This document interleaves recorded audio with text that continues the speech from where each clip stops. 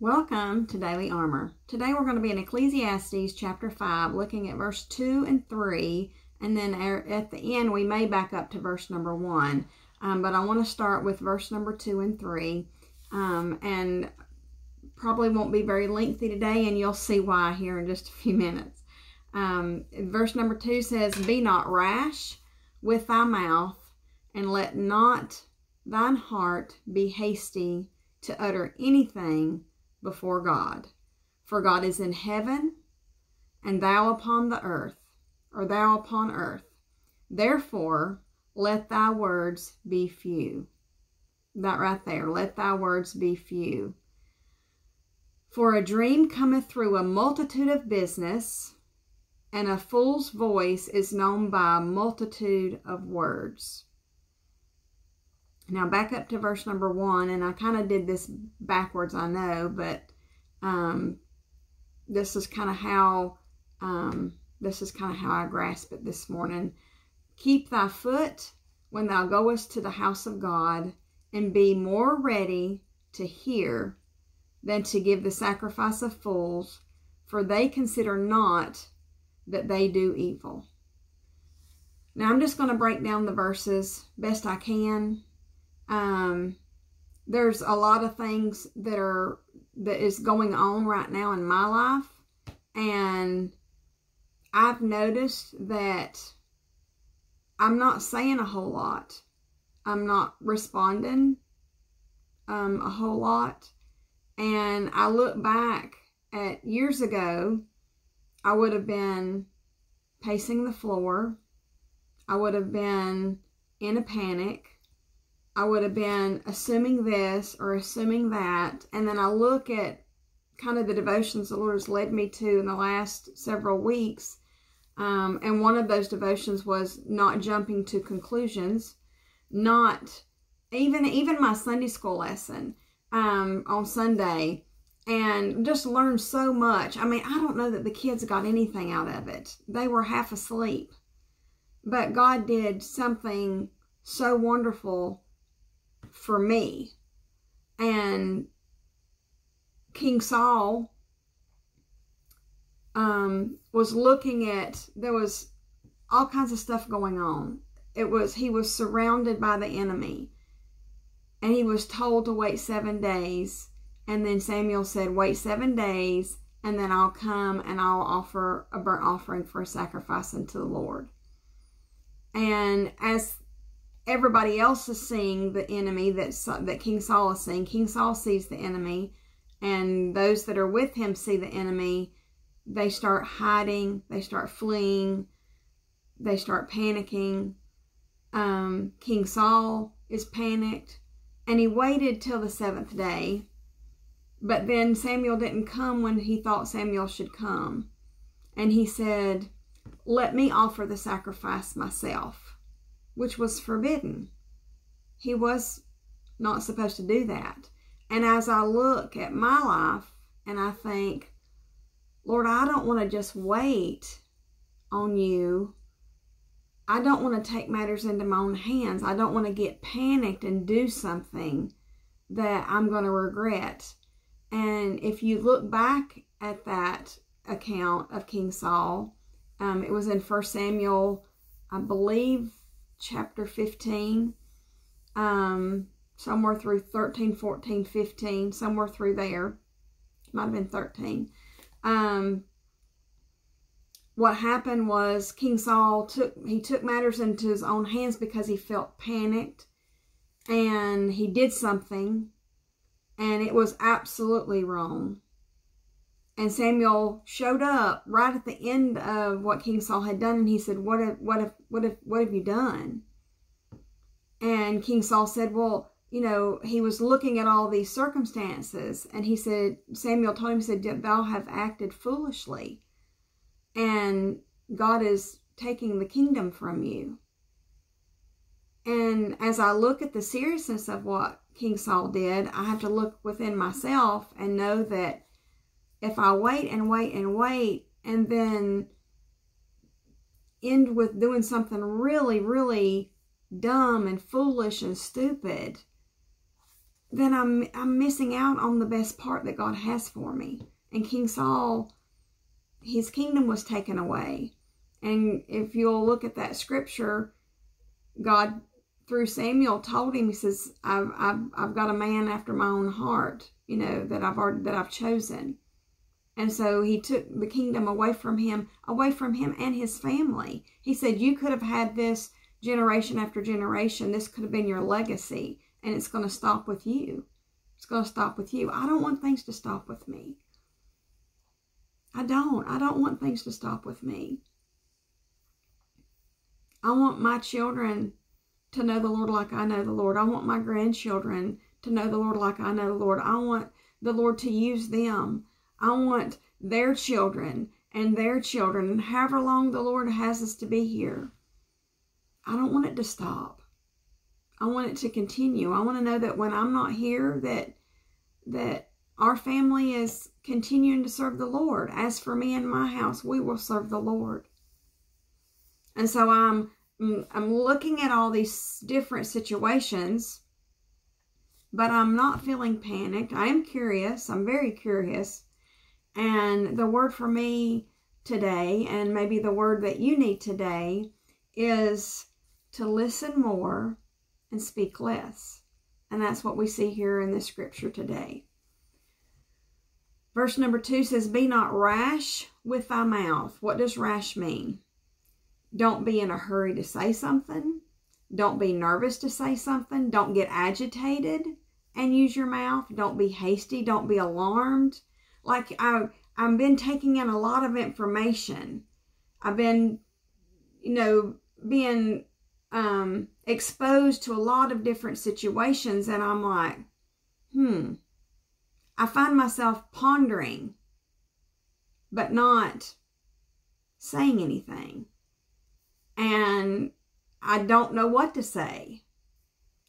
When before I would have had way too much to say, because I would have looked at this situation and been, then this must be going to happen. Well, that must be going to happen.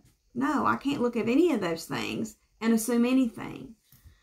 Be not rash with thy mouth.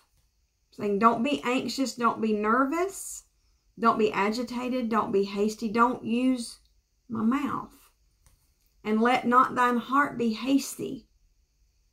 So hasty is to be quick. It flows easily. He doesn't want things to flow easily out of our mouth right now. He wants us to listen. 2 ears to listen, 1 mouth. And he doesn't even want us to use it very much. Doesn't want me to use it very much. That's what he's got for me. Don't use it very much. Just wait. Don't be in a hurry. Don't feel anxious. Don't feel like, I got to say something or what? Let the Lord handle things. Let the Lord see, continue to show you. And me not knowing that, the enemy is big and lurking and all these things that could happen. But Lord's in control of what does happen. And so he doesn't want me to be quick to utter anything before God. Now, when we think about to utter, this is to not respond. I mean, Todd shared with me some situations, and, I was like, and I told him, I said, I really don't know what to say. And he's like, I know. And, I said, we just have to wait and see, because we just don't, I can't even say whether something's good or something's bad or nothing's going to change it. I have no clue. And we were talking about how we're just kind of sitting back and we don't know what to say about any of this information that we're exposed to and what to do about it or what to think about it. Sometimes not to do anything yet, but like we kind of have to not think about it either, because we can come to the wrong assumptions. And I'm trying not to assume anything. I'm trying to just wait, not utter anything in my heart, not have a response whether I think this is going to be good or whether I think this is going to be bad, or I think, well, this is, nothing's going to come of this anyway. because I just don't know. But it says before God. And we know that God hears everything and he knows everything. But do you ever think about the things that we share with one another? God is listening to what we say to one another, to what we say out in public, to what we're, what we're talking about in conversation with people, he's hearing all of that. And if we would think about that, because listen to what the rest of this verse says, for God is in heaven. God is watching. He is listening. He knows all. He knows what we see is going to draw some conclusions that he doesn't want us to draw. He doesn't want us to draw those conclusions. He wants us to wait on him. We don't have all of the information. He does. I don't know what all's taken place, but he does. And he reminds me he's in heaven, above all, seeing all, knowing all, and that I'm just here on the earth. I'm just here below. And so my view of things is very limited. His view of things is very inclusive. It includes everything. Verse 3, for a dream. And I liked this. When I looked it up, it just meant a dream. And it meant a dream that could just be an ordinary dream that means nothing. Or it could be a prophetic meaning. That is something that something that's coming in the future. So a prophetic meaning or an ordinary dream. But it cometh through the multitude of business. So that means there is a multitude. We know what that means. Many. There's many different factors going on. There's many different things going on all sides, not just this side and that side, but on all sides. There's many things going on every which way. And there's a lot going on. And sometimes we don't even know, we don't even understand a dream. We don't even understand, or if we have a personal dream, like a personal desire, something that you dream about, something that you envision, something that you see. There is so many factors, and you do realize you don't have control over all those factors, but God does. And there's a lot of things that is going on. It says through the multitude of business. That's occupations, tasks, jobs, just all kinds of different scenarios. And what does he say about the rest of verse number 3? And a fool's voice is known by multitude of words. I used to be so super chatty and opinionated and had something to say about everything. And the Lord's like, I've taught you to not have so much to say, but just listen and don't feel that pressure to have to say something. Don't feel that pressure. Don't feel that anxiousness. Don't feel nervous. Don't feel rushed to have to respond. Because a fool is going to respond. And I don't want to be a fool anymore. I was so foolish. And still prone to do something stupid. I don't want to do something stupid. I'm going to mess up. I know that. I'm going to mess up. You're going to mess up. We're going to make mistakes. But through training and through listening to the Lord and through just putting into practice, listening more and speaking less. Now I want to end with verse number 1. Keep thy foot. This is your steps. This is your ability to endure. This is what you're going through. Keep thy foot when thou goest to the house of God. So keep your bearings about yourself. Keep your wits about yourself. Keep yourself under control, able to endure, because you're going to hear a lot of things. You're going to be exposed to a lot of things. Life is going to bring a lot of situations your way. And it says, and be ready, which I wrote it down wrong. It actually says, be more ready. And I'm like, oh my goodness, the power of one word. Be ready to hear. But I left out a word when I wrote that down. And it actually says, and be more ready. Be more ready. Then, okay, so I'm gonna plant myself. I'm gonna get my footing. I'm gonna keep my composure. But he wants me to be even more ready to hear. What does that mean? To hear intelligently is I love that definition. To hear intelligently. to listen, to obey. Hear with attention. I loved that definition. That was just so powerful to me. And what we're not doing is we're not obeying all of the foolish things. We're not going to get caught up in some kind of mob mentality. And if somebody says, let's charge, we're not going to charge. No. What I'm listening for more intently is, what does God say?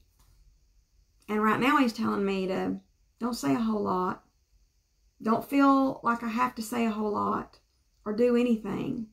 But be ready to listen, listening for him intelligently, and respond to him.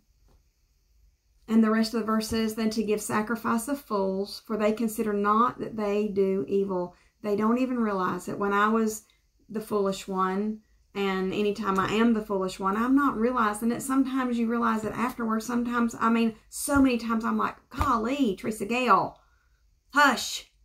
I have to tell myself to hush so many times that I have finally taught myself to listen. He gives me 2 ears to listen more and 1 mouth, but he actually wants me to speak less.